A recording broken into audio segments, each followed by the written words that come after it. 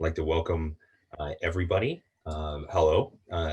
So today's event, Navigating Electric Vehicle Battery or EVB Regulatory Compliance with the Battery Passport, presented by Everledger, the digital transparency company with blockchain services hosted by Oracle.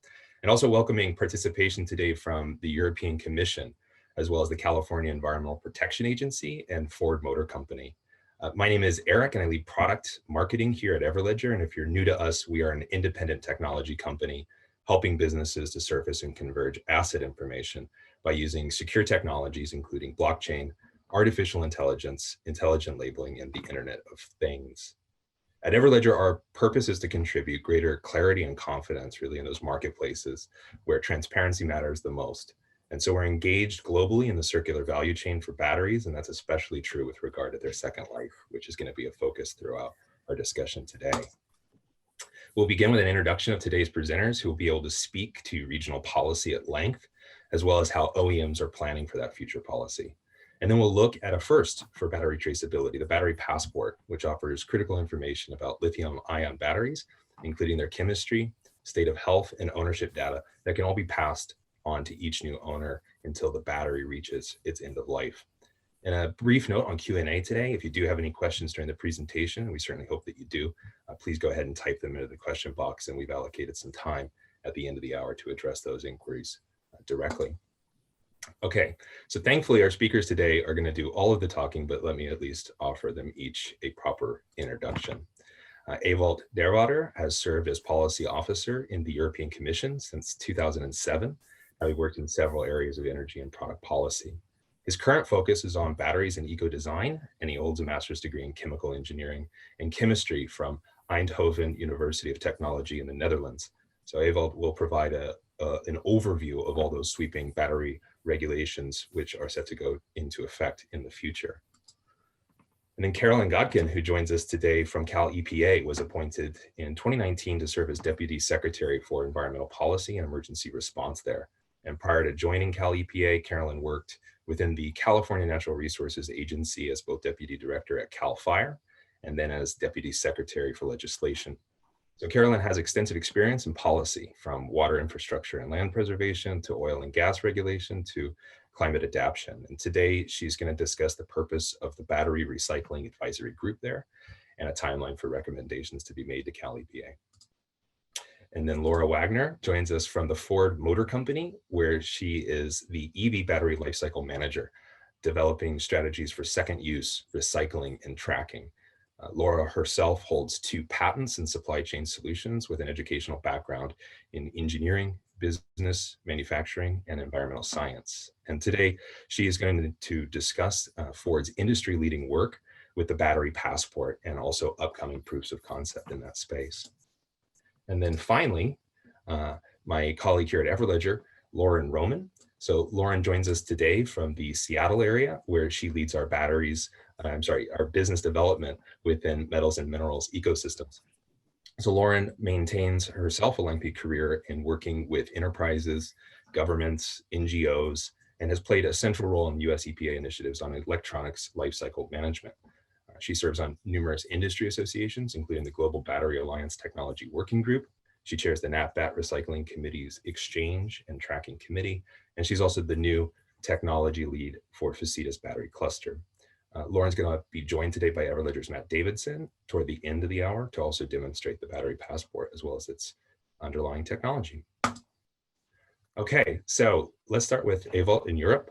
I think we can all assume that by 2030, Europe is aiming to have 30 million zero-emission vehicles on the road. It's already exceeding electric vehicle adoption when compared to the US. So Ewout, maybe you can provide some insights as to how this industry can better prepare for those kind of structural changes. And please, I'll man the slide deck, so just tell me to move to the next slide when you're ready. Yes, good day to all of you. Happy to give some insights on what's happening in the EU on this. In terms of the market, I will not say a lot. You know probably a lot already what's happening in the market. We'll talk about our proposal for regulation, starting with why we've come with this new proposal for an EU regulation, and then going into the content of the what we propose. So next slide, please. So Why? There's a market side to why, of course, but this you're all familiar with. Lots of important investments are happening now, in particular in relation to electric vehicle batteries, and we want to give the right regulatory framework. We had a regulatory framework on batteries in the EU on the end of life of batteries, but that was clearly in need of an update.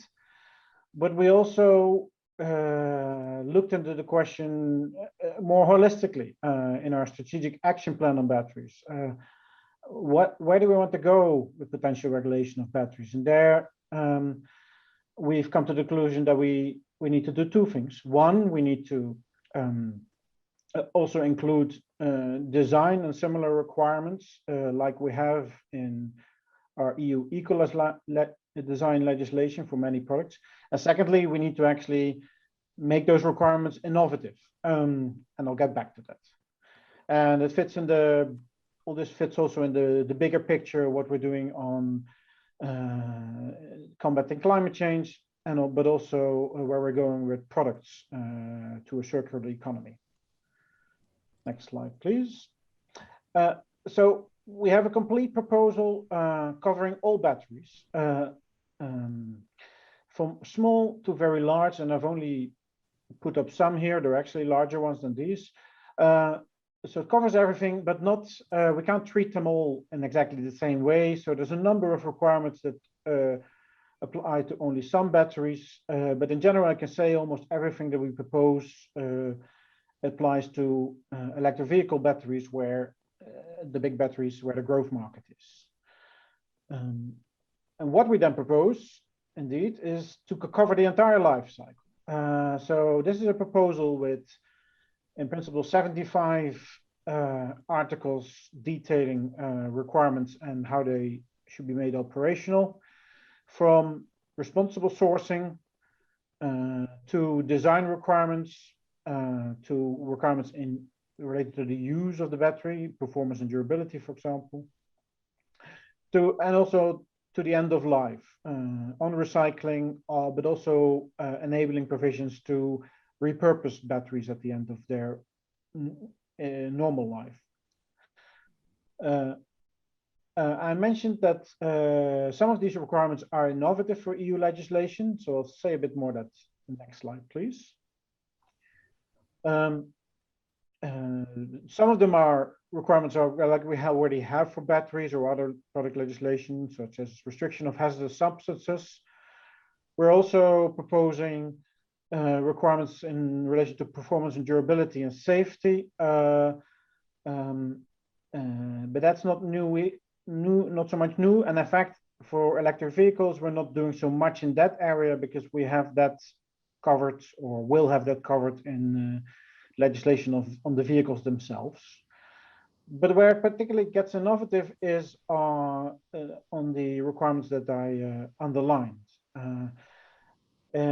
We've looked at what are the impacts of batteries. We know all the benefits of batteries for the energy market, for our climate targets, but we also looked at where are the negative impacts. And these are particularly in the use of minerals, extraction of minerals, and in CO2 emissions, carbon emissions during the life cycle.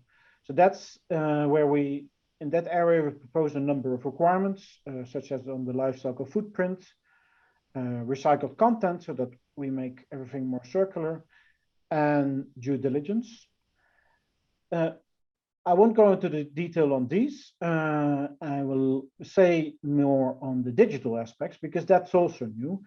We have several pieces of ways of informing consumers, end users, certain operators or authorities of information. And the most innovative of those is the battery passport. And we're proposing this, as I said, because there's a big potential in digitalization of product information for the many actors. So that was clear to us.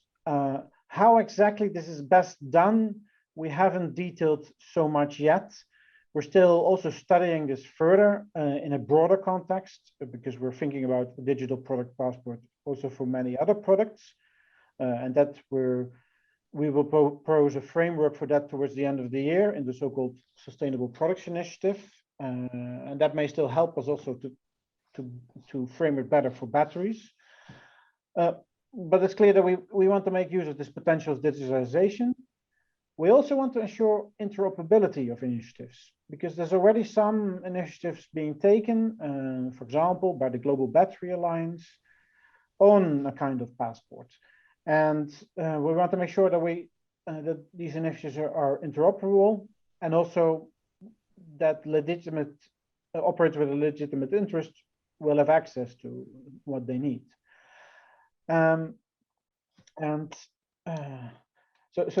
that's the background. Now, we've proposed not yet that much detail, but what we've proposed is that this passport will be unique for each large battery, so electric vehicle batteries and stationary energy storage batteries.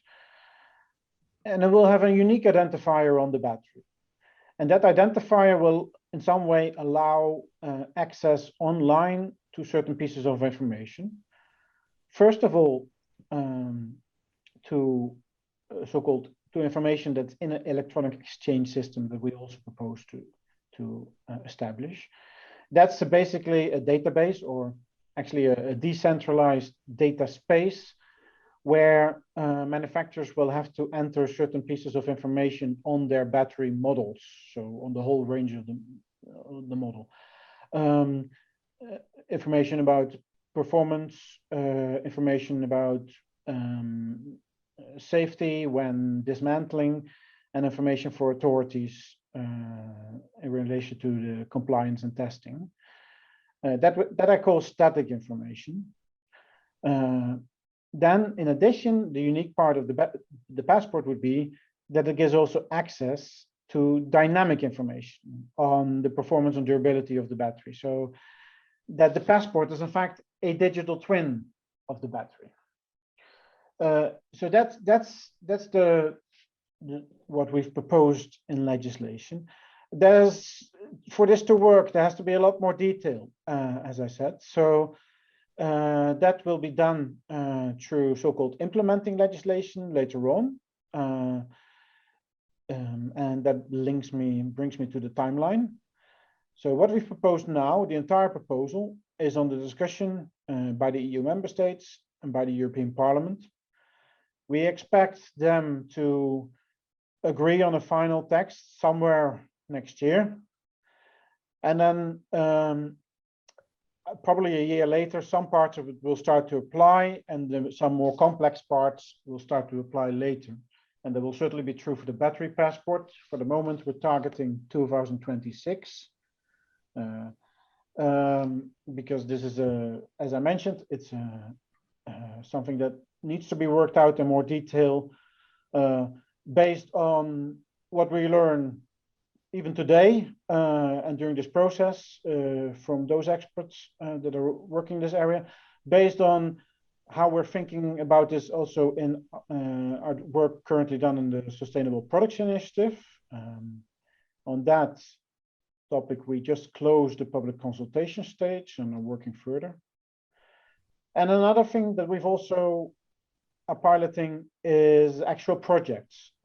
These will take a bit longer, but in principle, we will have money available for 3 projects for product passports, for private or sector parties to join up together to see how this can work in practice for batteries and for potential other categories. So that's where we are today. I'm happy to engage further with all of you on this topic. Thank you. All right. Thanks, Ewout, for really guiding us through that approach and that 5-year timeline for improved life cycles in Europe. If you do have any clarifying questions as they relate to the EU, please add them in now. I've seen a couple already come in, so look forward to addressing those. But for now, let's go to the other side of the world for California. Carolyn, now that we've just heard a lot about the latest work being done in the EU, how is California thinking of end-of-life issues for car batteries, especially in light of Governor Gavin Newsom's ambitious targets for zero-emission vehicles in adoption there. Great, thank you, Eric, and thank you to the entire Everledger team for the invitation to join today's webinar. Again, my name is Caroline Godkin, and I am the Deputy Secretary for Environmental Policy and Emergency Response here at Cali, PA.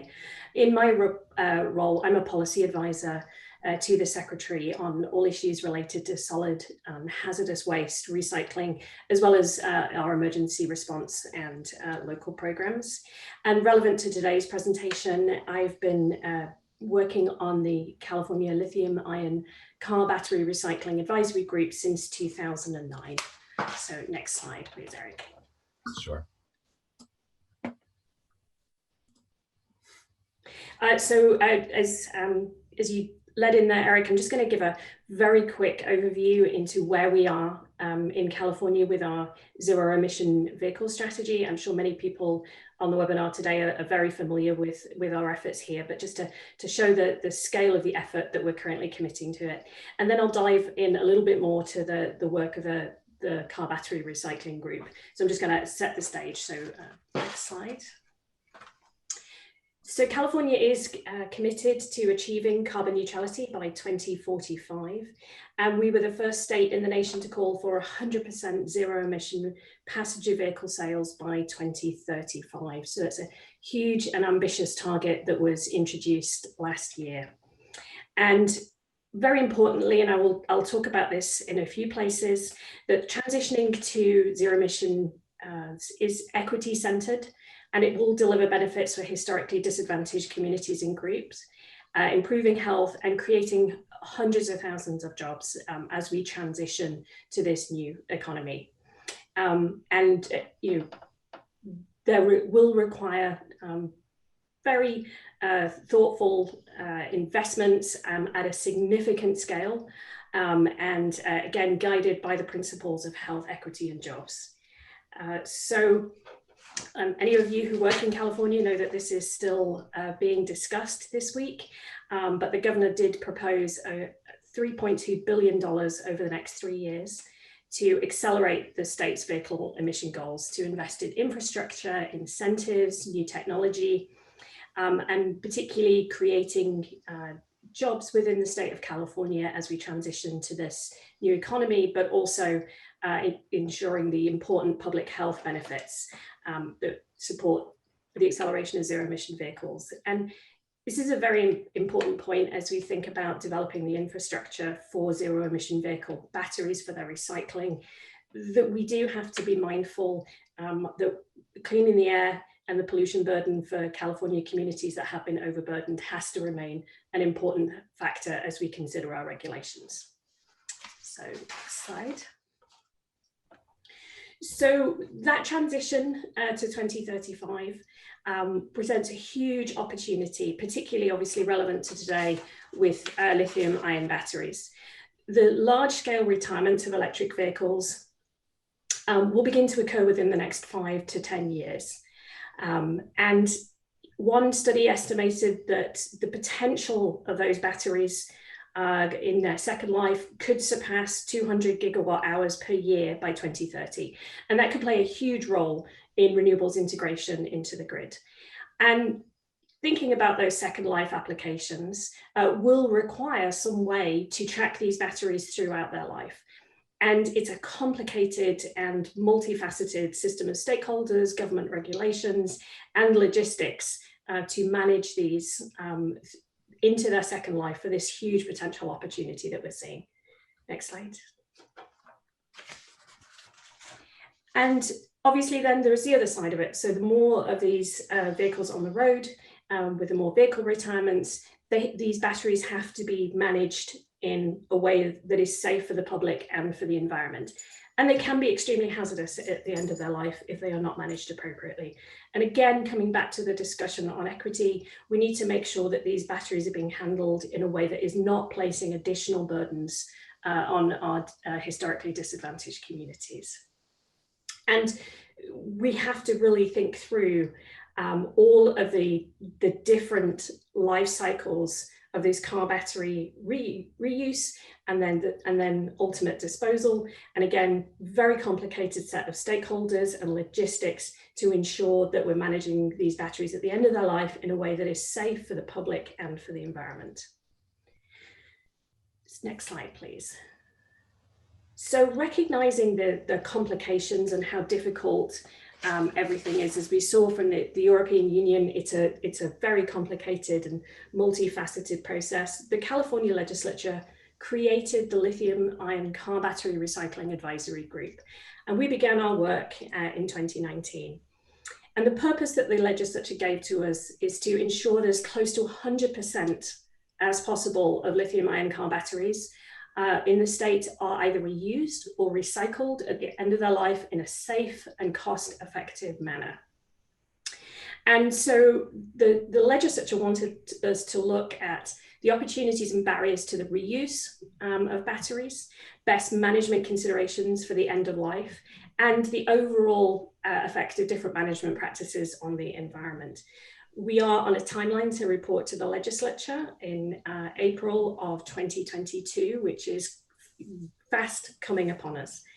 We're incredibly fortunate to have an extraordinary set of people who have been working on the committee.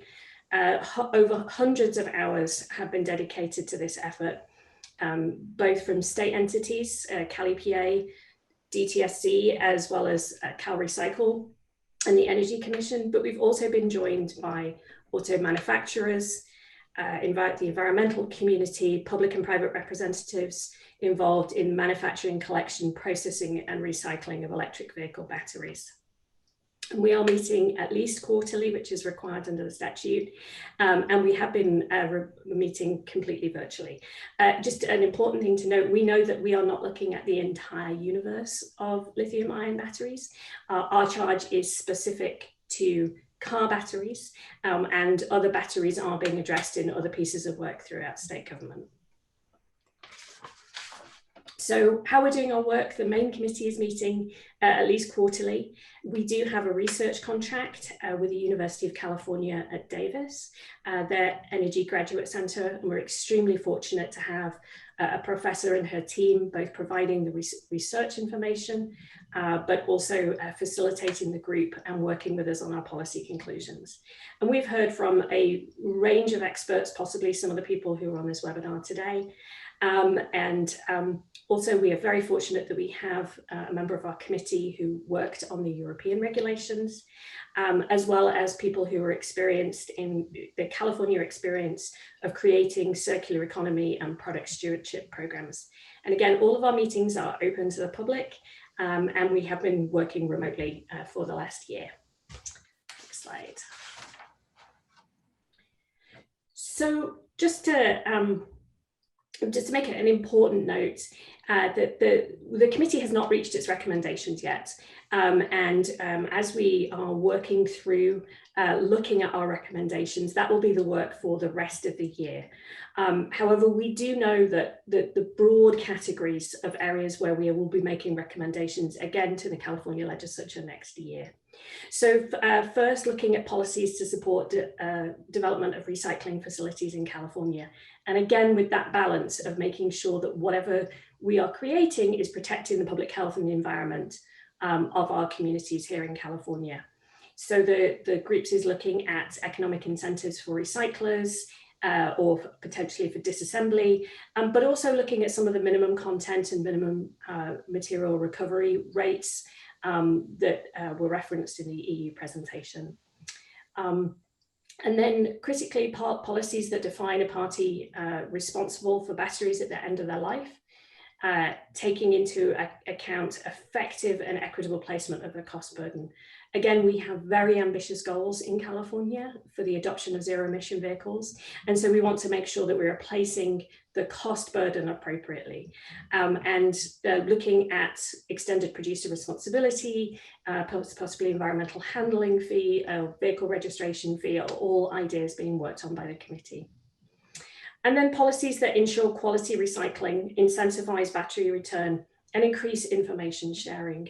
And this is This is everything from product labeling to electronic information. We are working closely with our colleagues at the California Air Resources Board on their work that they're doing with regard to diagnostics of batteries, and really trying to understand what information is needed by whom at all of the points, both through the vehicle's life, its potential second use, and then at the end of life, again, to ensure safe and effective management of these batteries. And then policies that facilitate safe and appropriate reuse. The committee is taking a look particularly at unlicensed auto dismantlers, how batteries could be potentially used there, how to ensure better regulation of that grey market, and again, providing training on safety, shipping, and storage of these batteries throughout their life. Again, speaking to the need for accessible, secure information that can be provided at all times through these batteries' life. And I'm very happy to talk to anybody about the work of the committee. Again, all of our meetings are open to the public as we work towards recommendations, and we definitely welcome and appreciate any comments or thoughts, particularly of any of the experts who are within the group who are on the webinar today. And you can follow our work at the link that's provided there, or certainly reach out to me. So thank you, Eric. Yeah, thank you, Carolyn. And thanks for offering this insight into zero emission vehicle strategies and opportunities for second life applications for batteries here stateside. There was a lot of really good numbers in your presentation materials, as with Ewout.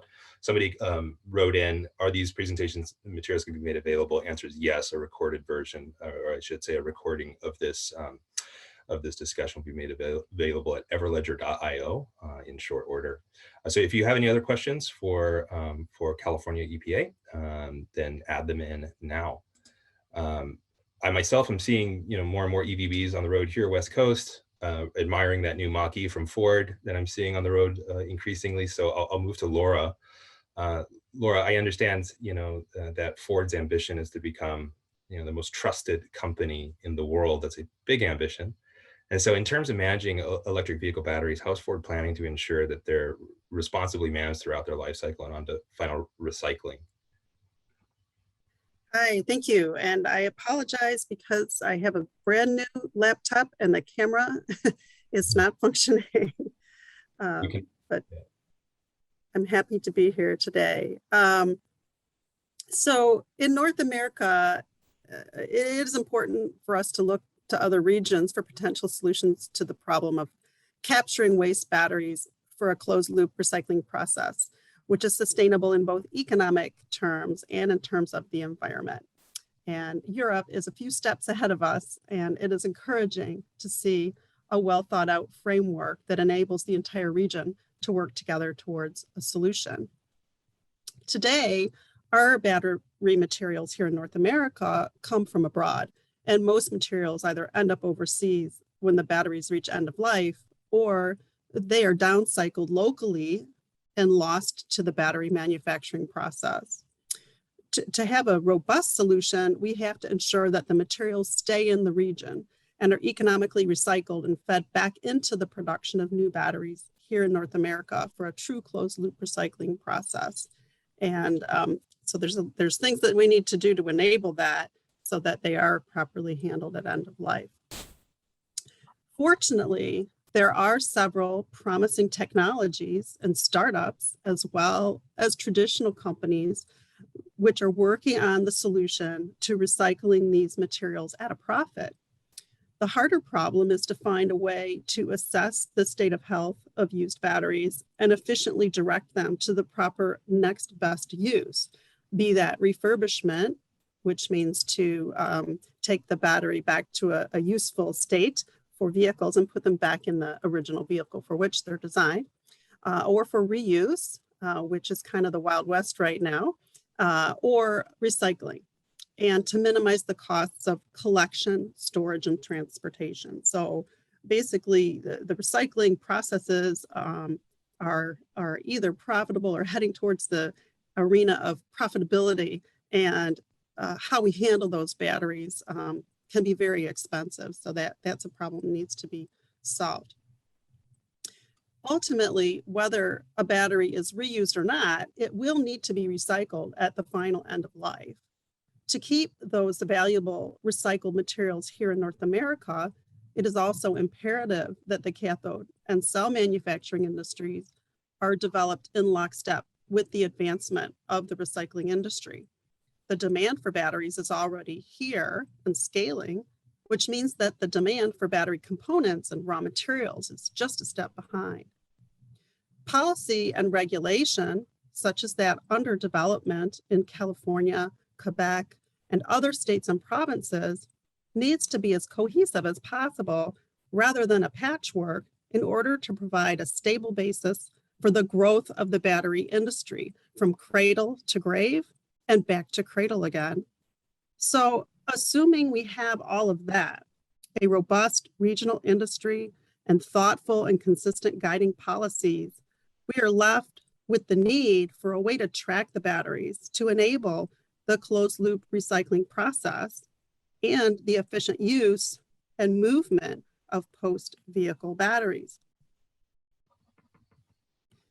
I am excited to work on a pilot project with Everledger to track forward batteries. We started this collaboration for the Department of Energy lithium-ion battery recycling prize a few years ago.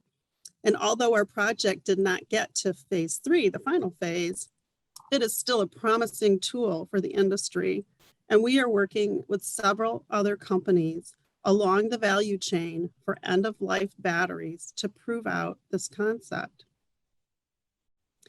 We will be exploring not only the capability of the Everledger tool to track the batteries, but also the various ways in which the tool can help solve problems. The tool will be able to track not only the location of batteries along the life cycle, but also capture state of health data at discrete times in its life. This makes it possible to create a marketplace for used batteries, ensuring the next best use of the battery.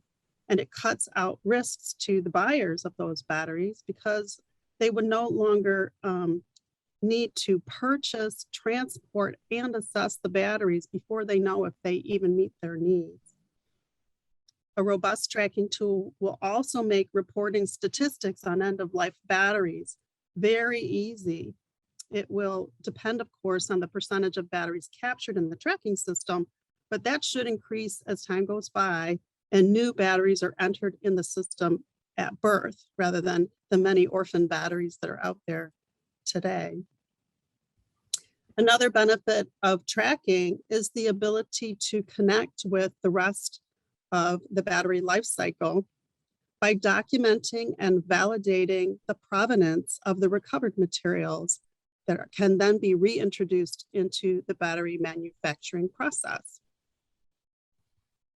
The electric vehicle market is accelerating here in North America, and many entities are involved in the important work of ensuring that the batteries needed for this market are handled properly at the end of life and for the benefit of all. Thank you. Thank you, Laura. Thank you for navigating with us here despite your technical issues and really offering a clear approach to this cradle-to-cradle closed loop strategy for North America, and also talking about this provision tracking system. And I think it's a good approach. You know, we at Everledger, of course, are excited to take this journey together and appreciate your collaboration. Lauren, Roman, can you expand on that and really just simply explain in collaboration with Matt Davidson what the battery passport is, what is the role of blockchain? And if I can add a second question in there, how can it support compliance in countries like Europe, but also as well in countries where far-reaching legislation has not necessarily yet been proposed? Sure, thank you, Eric. Good morning, everybody, and thank you so much for joining us. So what is this battery passport? This is actually a term that was coined with the Global Battery Alliance and Everledger back a few years ago, when in the early days of the Global Battery Alliance. And it's really gained a lot of traction, excuse me, to the point that it's actually in the European battery regulation now. So basically, it's just a digital identity that connects the battery and critical parts to the internet. That's what we call the Internet of Things. So anything that has a digital ID, which is can be a QR code, it can be an NFC tag, that's near field communication, where you just tap your phone on something and it pops up. And lots of other different technologies. But so the platform supports an exchange of data among authorized lifecycle stakeholders to support a sustainable value chain for electric vehicles and stationary batteries. And Ewout mentioned that the European Commission is also looking at many other products, because anything that you fit with an IoT device, like a NFC tag or a QR code, can connect that to the internet. This picture here shows an example of somebody that has scanned it with their phone. And our ambition is to make sure that we use the type of IoT devices that can make that asset, whether it's the battery, the module, or the cell, accessible to the largest number of people. Next slide, please. I'm going to turn this over to Matt real quick, Matt Davidson, to kind of explain what blockchain really is and why that is a good tool, technology for supporting this. Matt? Thanks, Lauren. I'm happy to do that. So what is blockchain? So you may have all heard of these more crypto-powered networks such as Ethereum and Bitcoin. The main difference of that versus what I'm going to talk about is these are public blockchains where really data is visible amongst all stakeholders. They're made up of thousands and thousands of nodes or individual computers that run a very energy-intensive proof of work or mining consensus mechanism that produces a lot of GHG and carbon footprint. We use a permission blockchain, which means that actors need to be whitelisted to the system. And it means we can use a much smaller network, and the lower amount of computers on the network yields less energy and a lower carbon footprint. In either way, a blockchain is a networked method of recording data in an immutable fashion, and it is decentralized, where there's no central database or ownership of the data. Everyone has access to the same system through their own node. In this upcoming demo, you'll see how this is working with our application, which runs on top of the blockchain Everledger Platform, which is supported by Oracle. In that demonstration, you'll see how OEMs can provide data at the top of the chain, as we've been talking about through this webinar. And then you'll see how there's interactions downstream which amend the record. A stakeholder such as a repurposer can analyze this battery passport, reviewing not only the static information provided by the OEM, but any insights, dynamic insights that were provided through other lifecycle participants on the chain. In return, the repurposer would continue to amend that record, provide indication as to what that repurposing process is, where the batteries and modules are going, and that helps us manage these batteries to a responsible point at end of life. The continued vision is to grow this network, and we are working with miners now to understand how to log provenance data for battery minerals, meaning that we should be able to take a mineral ore, such as a nickel ore, and track it through these many transformation processes with evidence on the blockchain, and maintain chain of custody to a battery producer. So we have an understanding of a certain amount of commodity going into a production run of batteries. Therefore, we can understand the provenance of these batteries. And going forward, as Laura had mentioned in her presentation, we want to also work with recyclers to zero in on their processes, understand claims and evidence of recycled materials being derived from any recycling processes, and same thing, using chain of custody, track that into a battery producer. But now we'll have this indication of recycled material versus virgin material, which helps us support this circular economy And in that aspect, we have this badging system or claim system, which would be able to mark a particular battery as having circular attributes through recycled materials.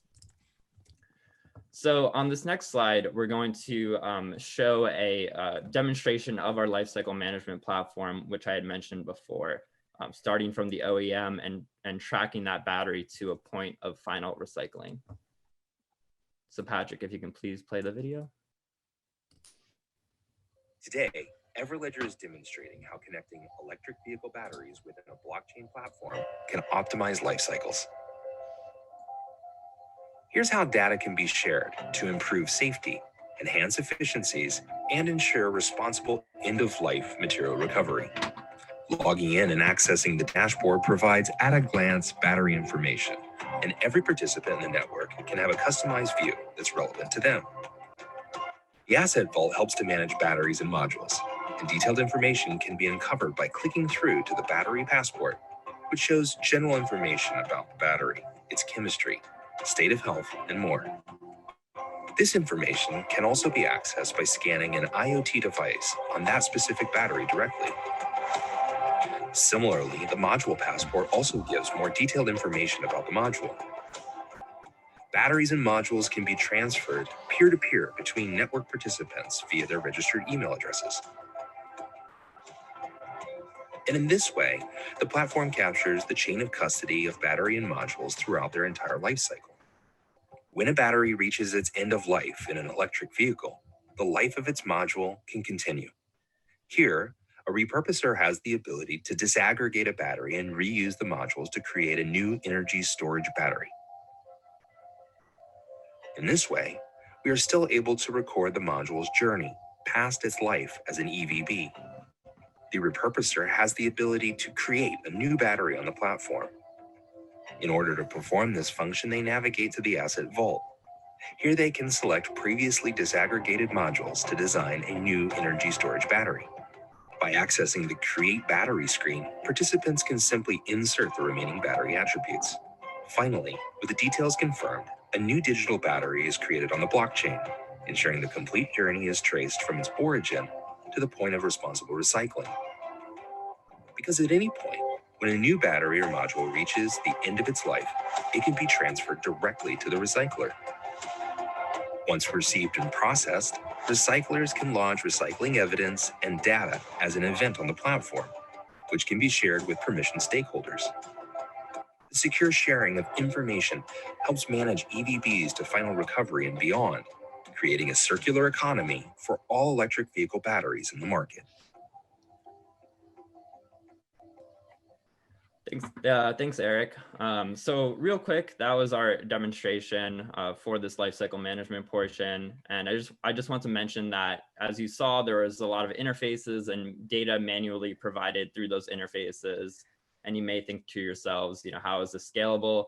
Well, we are an API first company. So everything that you saw can also be integrated through an API into an existing system.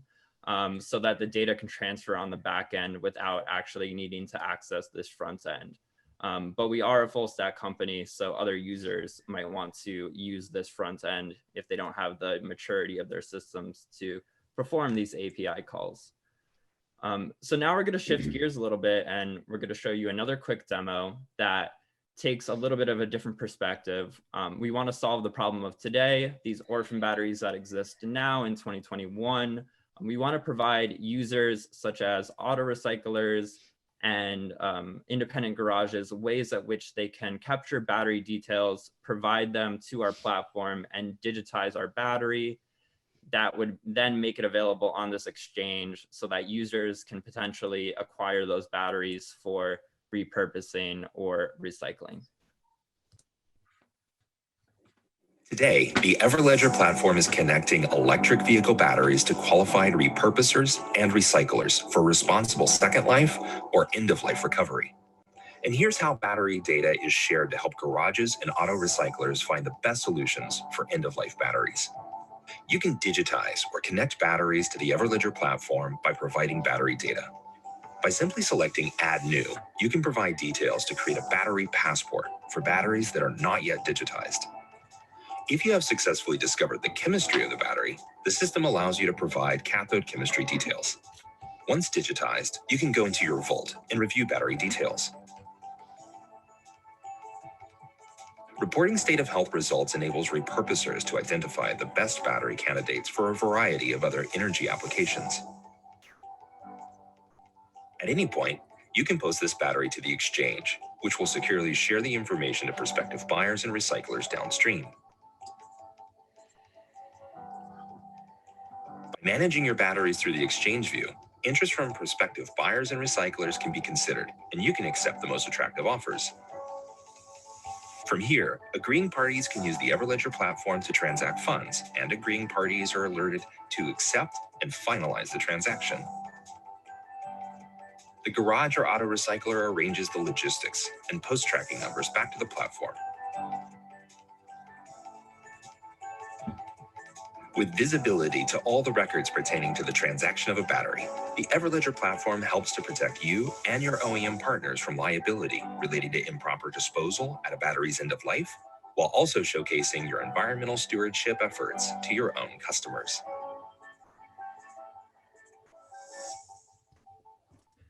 Thanks, Eric. Now I'm going to flip it back to Lauren, who's going to go more into the commercial and partnering journey that we have taken so far to develop this platform. Thanks, Matt. So I think really the most rewarding work in developing this solution has been working with industry associations and experts to inform the solution. Most of you are probably familiar or a member of at least one of the consortiums in the top row here, the Global Battery Alliance, NatBat, which is the Advanced Transportation Battery Alliance, Suppliers Partnership, and also the International Federation of Automotive Engineering Societies, which is FACETA. And what's really given us also tremendous insight, actually beyond our own industry, are these associations in the second row, including the Automotive Recyclers Association, the Automotive Service Association, which are independent garages, and the Institute of Scrap Recycling Industries, which also has many members in the auto dismantling and recycling business. I have European Battery Alliance grayed out here only because our application is being processed right now. And I'll touch on the pilots on the next slide. Battery Industry Group is a New Zealand initiative to create a producer responsibility scheme in New Zealand. And we worked with stakeholders in the Battery Industry Group to develop recommendations for this product stewardship scheme. Working with Audi, we demonstrated how the battery passport can streamline compliance.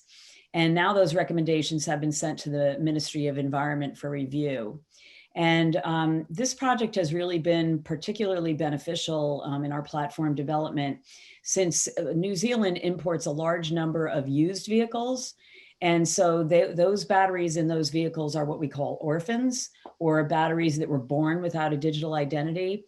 So we were able to demonstrate how we could digitize those batteries and track and capture information to share with stakeholders for final recovery and recycling. The Future Battery Industries Cooperative Research Center is a program in Australia. Australia is very rich in battery mineral resources. We've been working with the FBI CRC to authenticate responsibly sourced Australian battery minerals. And this will guide our work in the next release of the battery passport, where we'll be tracing minerals from the mine, as Matt explained. And we already do that with diamonds and gemstones. So we'll be using similar technology. Next slide, please. Ewout went through some of the specifics on the European battery regulation. Happy to send a link to anybody. There's a chart in there that looks a little bit like this one, but that shows what the key recommendations are. So I just wanted to point out some things specifically and how the battery passport can support that. So one is recycling, specific recycling efficiency for lithium-ion batteries of 65%. And that's for the whole battery. And then material recovery rates, very aggressive, for cobalt, nickel, lithium, and copper. And by leveraging mass balance algorithms, we can certify materials recovered from a recycling process to verify that those materials that a manufacturer is buying are in fact recycled and can meet those requirements. A mandatory carbon footprint declaration, another thing that Ewout mentioned, and the platform can calculate and validate the GHG footprint from mine to recycling, saving a lot of time and effort for stakeholders. They just post evidence that we can validate on the blockchain. And moving down to the electronic information system and making information available to end users, that's really what our platform is all about. Blockchain, as Matt explained, enables all the participants in the value chain to access and securely share critical battery data on a permission basis. Next slide. So that's our part. We are so excited that you're all here. It looks like we've got some good questions. So really, you know, the message that we're sending here is that these regulations across Europe, I think Laura mentioned Canada. Of course, Carolyn is talking about the first steps in the US. And as we know in the US, as California does, often the rest of the country does, or a good portion of it. And so these are quickly coming down the track, and the time really is now to prepare for the requirements and to prepare so that you can use this type of technology to actually reduce the cost of compliance and make your program most efficient. If you'd like more in-depth demonstration and to actually, you know, tell us what you like and you don't like about the platform, other things that you would like to see, we'd love to engage you. So please reach out to us. And I'm going to turn it back over to Eric, who will be managing the Q&A. If you put a question in the chat, if you wouldn't mind, please moving that to the Q&A so we make sure we don't miss your question. Thank you. Thanks, Lauren. Thanks, Matt. Yeah, let's open it up. So we're right about on time. We got about 10 minutes and we've got about as many questions. So we can run over to a certain extent. As I've mentioned throughout today's presentation, anything that we're not able to adequately address on account of time, we can offer supplementary information after this event on our site, everledger.io. Some of you have asked, are we going to receive a recording, or where will this recording be made available? If you've registered for this event, you'll receive an email with a link in short order. So let's start off here. We had a question that came in for you, Ewout, at European Commission, and it was effectively talking about interactions with the battery. So will there be any requirements of how often that a battery's passport will need to be updated? Is it, you know, every time that there's an economic change of custody, or is it required to be updated every day through like a battery management system? Yes, we haven't actually specified that, but probably we should, at least in some general sense. The idea is that it would be regularly updated, because I said it will contain some dynamic data. What then regularly means, I mean, maybe we can specify further, but the idea is that it's updated relatively often. Thank you. Thank you. So I think that this next question could probably be best put to Laura or Carolyn, or both. You know, can any panelists comment on the process for compliance requirements, codes and standards, for instance, and safety considerations that are envisioned for second use batteries specific to EV to stationary grid second use applications? Absolutely. Well, I will start, and then maybe Lauren, if you wanted to follow in behind me. Absolutely. As we think about particularly the safety of this, it is going to be a very complicated set of regulatory frameworks that we're going to navigate. But, you know, if these are to be used in buildings, obviously we'll be looking at building standards there. For grid integration, the standards related to those. And I think one of the important things is whatever system that we come up with, we will require both a regulatory framework, but also an enforcement framework.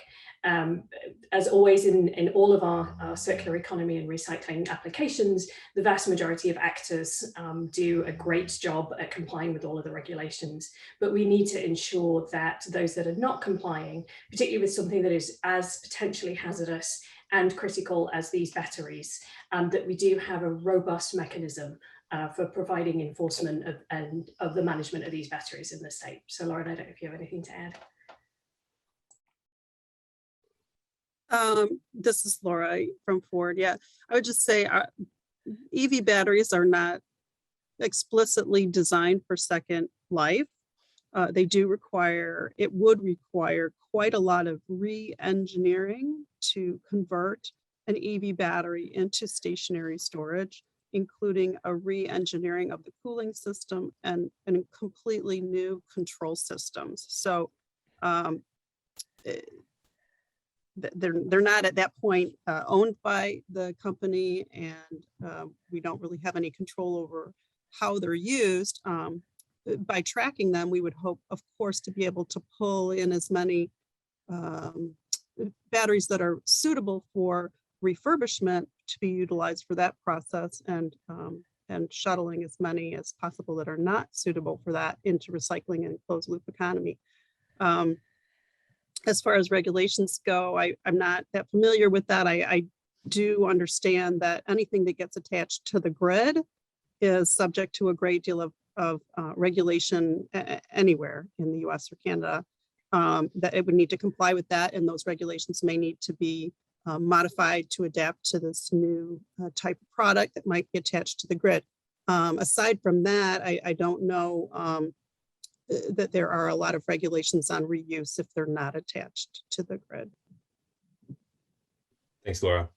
Thank you for that. Yep. I have a follow-on question, policy related, and it can go to either Carolyn or Ewout or both. And that is, it's brief, but to the point. Who owns and has responsibility for batteries once they've bought it? Right. Yeah, the battery is owned by the same person that owns the vehicle. So they are not owned by the automaker unless they're a leased vehicle. Leased vehicles are, the ownership is retained by the company until they reach end of life and perhaps are sold.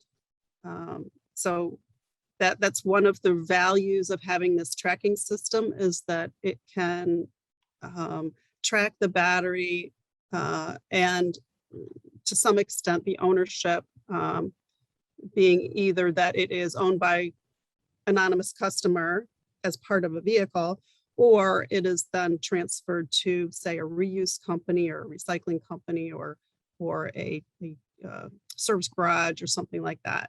So, but they're not owned by the automotive company in general. If they are returned to the automotive company through their warranty process, then the automotive company is responsible for handling that battery and disposing of it properly. Beyond the warranty process, you know, we want to make sure these batteries are handled properly and that they're recycled properly, but we don't have direct ownership over them. Thanks, Laura. Eric, this is Lauren. Can you hear me? Yeah. Okay, thank you. I just wanted to say that there have been some models out there by manufacturers that they offer the consumer a lease for the battery. So, and what that does is reduce the cost of the vehicle, with the battery being such a significant part of the cost. Those models are starting to kind of go by the wayside a little bit as the price of batteries come down. But I know that Renault, for one, I think continues to offer that as an option. Thank you. Thanks. Thanks, Lauren. Actually, that's good that you answered that, because I've got the next question, I think probably best suited for you. You know, we often say that the value of data on a blockchain is really only as, or I should say, the reliability of data on the blockchain is only as valuable as the accuracy of its source, right? And so we have a question that comes in, and that is, how do we trust the data from each source in a decentralized network, right? What prevents a malicious mining actor from uploading fraudulent provenance data? You know what? I'm going to turn that over to Matt. I can answer it, but Matt can answer it better. Yeah, good question. Yeah, so this really comes into the garbage in, garbage out paradox of computing that has existed forever. It's not new to blockchain, but it is this idea of blockchain as the central source of truth. So we want to make sure anything that's transacted on this network is provable and is real and based in reality. Right now, we're working with a very small network of trusted actors on a pilot POC level. So we're able to whitelist and onboard these actors with full trust that they'll transact in good faith. Going forward, this will scale, and our involvement will become proportionally less, but we'll still have at that time we'll build in other consensus mechanisms, smart contracts, and ways of verifying data, and also metadata, so the how and when it's provided to the system to be able to validate certain transactions. So right now you might have seen the ability to provide, let's say, state of health data through an interface. Well, that might go away in the future as we beef up our integrations. We might require a direct integration to a state of health system with evidence of that data coming directly from that system without touching an independent third party. And then moreover, if you think about this as an economic system, we want to provide incentives for actors to act in good faith, and there will be punishments and things associated with bad actors. As everything is evidenced on the blockchain, false data can be tracked back to a single actor through this daisy chain of provenance. So we can identify those actors, kick them out, and if the ecosystem and legislative system advance, maybe even fine or punish those actors.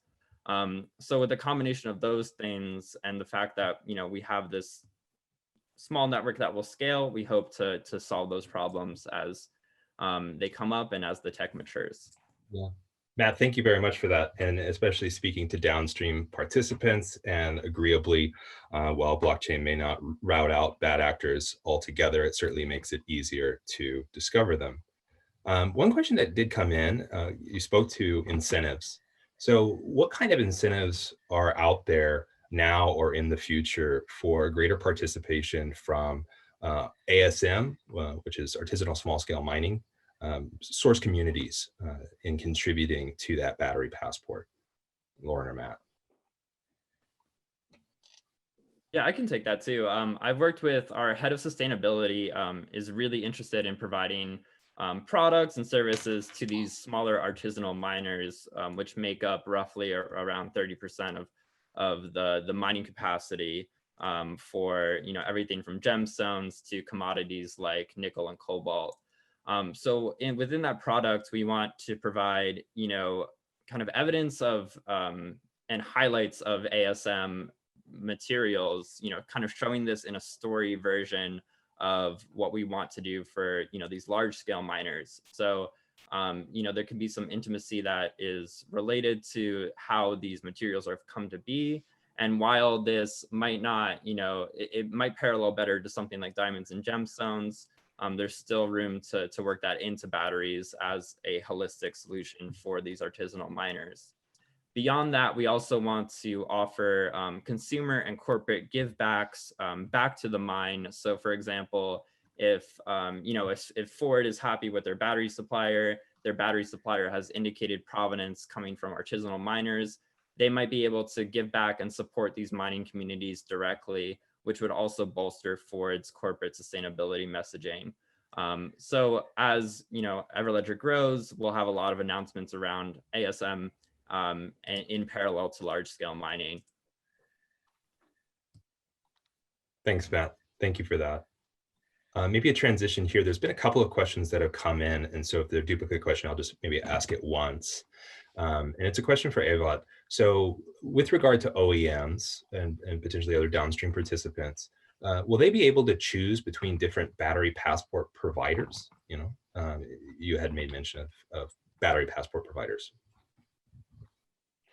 Yeah, there were actually, I've seen indeed two questions on this. One for the battery passport, and I think also one for our electronic exchange system. I mean, the idea from our side is that we go as much as we can to do this in a decentralized way. So indeed, that we at the Commission side describe how the communication goes between from one system to another, from the one who needs the data for something to the one who has the data. But we still need to analyze this further in a feasibility study on how to design, especially the electronic exchange system, but also the battery passport. But yeah, the idea is to do it in as much as possible decentralized way.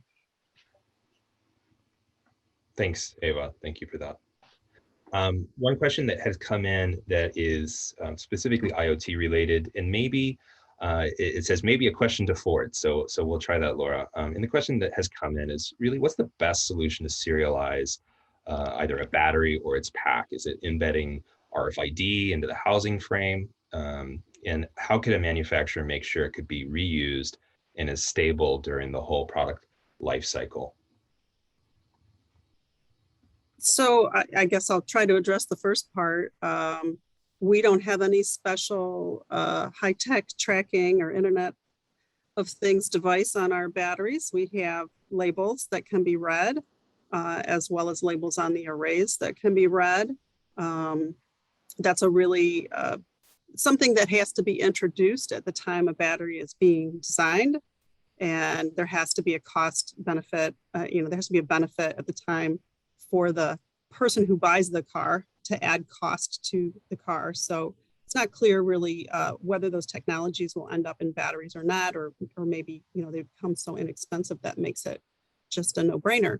But right now, for our batteries, we use the labels. As for the stability of the product life cycle, the batteries are designed, of course, for their intended purpose, which is to provide power in a vehicle. They're not explicitly designed for second life. So I don't know, I can't really answer that question, I guess, beyond the intended use. Okay, thank you. I think that there is a space to discuss, the emerging technologies in the IoT space, be it RFID, NFC, or other identifiers or markers that are a part of the casing. Lauren, did you want to speak to any thoughts there, or is that something maybe that somebody could just follow up with you directly on?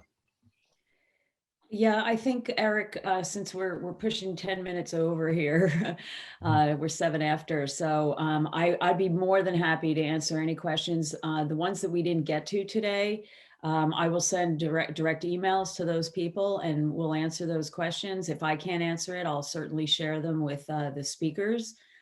So if you want to take it from there, Eric. Sure, let's get, what do you say? Let's get one more in here. Okay. Because they're all, very future focused, well-intended and considerate questions. Let's see here. Maybe we can end it with choosing. Let me see. This is an open question, and I don't know, maybe you will all have context for it, and that is, are there general standards for green partners? Does that question resonate or hit anybody? The sort of standards that we would hold green partners accountable to. That's a new term of art for me. Yeah, I don't specifically know. I think Ginny sent that in. I don't specifically know what she's referring to as far as green partners. I can say, I'm assuming that maybe she means the different stakeholders in the life cycle of the battery. And certainly, there are a lot of standards out there. I don't think that there are specific standards for operating a recycling facility, for example. There's a lot of proprietary technology involved with that, and the same thing with repurposing. So I'm not sure if I answered it, but Ginny, reach out to me and let's have a chat. Okay, great. And then on that note, there are some other questions with regard to use cases, specifically with mine traceability. We'll take those questions and address those directly. I really want to thank everybody for your time today, especially those on the West Coast for such an early morning meeting, and those on the West Coast who have called in for such an early morning webinar. Like I said, make sure you keep your eyes on your inbox. You will receive something from Everledger Communications.